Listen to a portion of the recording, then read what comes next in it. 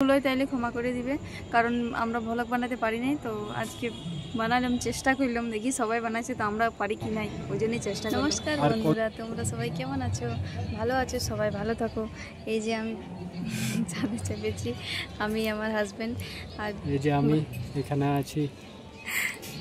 Video বানাচ্ছিলাম, সেই জন্য ভাবলাম যে একটা ভ্লগও বানাই দিই, তোমাদেরকে দেখাই দিই আমাদের ছাদের ইয়েটা। तो चलो हमारे छत दिखाई दी। 1 मिनट सकते हैं हमारे छत का नज़ारा। ये देखिए और कमेंट कीजिए कि नज़ारा कैसा लग रहा है।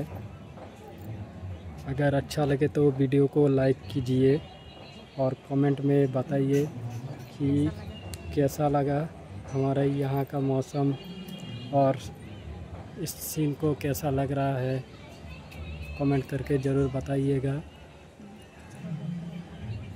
বন্ধুরা, তোমরা তো দেখলে আমাদের ছাদ থেকে আমাদের জায়গাটা কেমন লাগে দেখতে।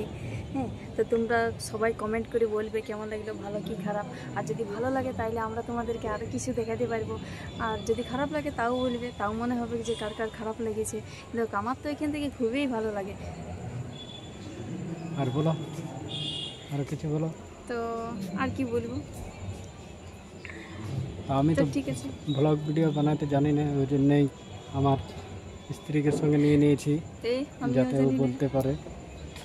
और हिंदी तो हम लोग नहीं जानते हैं, इसलिए माफ़ी चाहते हैं।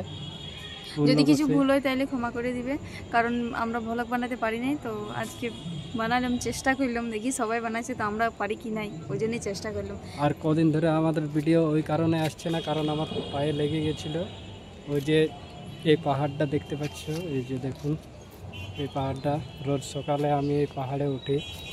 তো পাহাড়ে একটা মন্দির আছে, কালী মন্দির, সেই কালী মন্দিরটা ঝাঁট দেওয়ার জন্যে বা পরিষ্কার করার জন্য, সাফ সাফাই করার জন্য যাই ওখানে।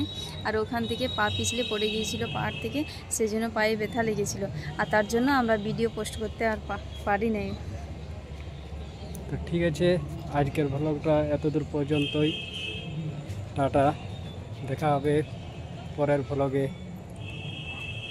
জয় হিন্দ, জয় ভারত।